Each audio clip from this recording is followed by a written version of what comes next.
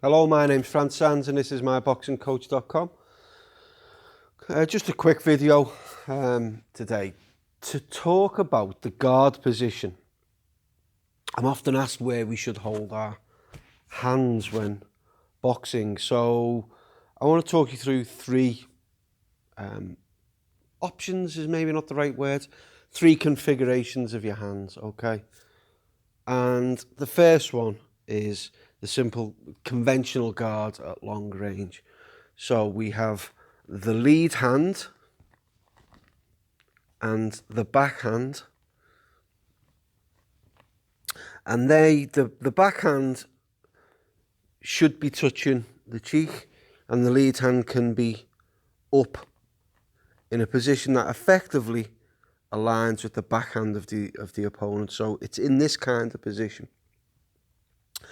Now, why is this? Don't forget, this is at long range. So the reason to keep it here, when you're out of range, if you're away from an opponent, feel free to relax them a bit. As soon as you start coming into range, it's there. The reason this is good, two reasons. Number one, your hands are in the most efficient position to block and parry incoming straight shots. Which are the shots you're most likely to receive at long range? They're the shots that are most likely to come your way. So all about efficiency. Same principle, much more efficient place to throw punches from. Straight out. The most efficient journey from point A to point B is a straight line. So if your hands are here, they've got to travel further to get up to the opponent's sort of head. So there. So that's the conventional guard position. You've then got number two, which is the extended lead arm position at long range. So that's kind of here. Very much based and originating in Eastern European boxing right the way through the 60s, 70s and onwards. And therefore has gone into lots of other nations boxing. So Cuba you often see Cuban boxers do that. So, but be careful, you can't, that's against the rules. So just keep your arm extended fully like that. Is against the rules in amateur boxing and will be warned. You'll be warned by the referee. And this is really about tempting the opponent to throw shots. So it's acting as a kind of feint or a trigger punch. So you're there, but it's really what counter punchers like to use. You've got to be willing to just take the step back and fire the shots. Okay, so it's there. You've always gone, you can do that, the whole sort of Tyson peekaboo thing. That's another perfectly valid guard at long range, okay? And in fact, when I'm working with really novice boxers, I encourage them, if they're struggling, because what you get with a lot of novices is this, their hands drop. So when one hand goes, the other one involuntarily sort of drops. So if you encourage them to keep touching the cheeks, and it's not a permanent position, you can, as I'll get onto in a minute, you can vary the position of the guard, but it's just good there because it helps teach them to keep their hands up.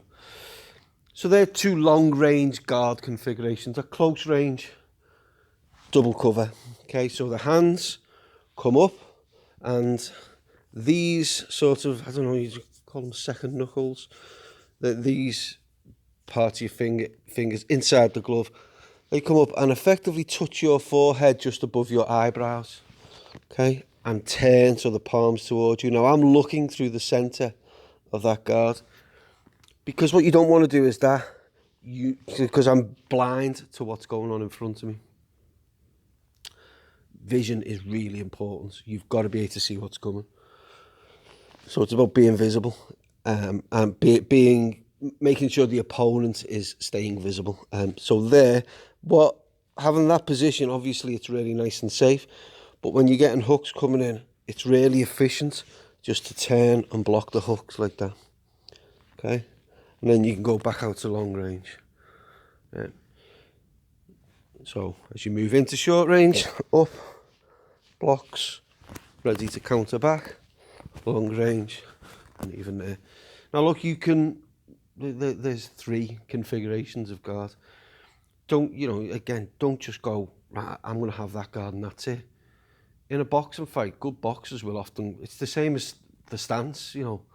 Your stance can change into any one of probably 8 or 10 different configurations with slight variation. So you can have body weight central, body weight back, stance slightly squared, stance fully squared at close range, rear foot varied in position.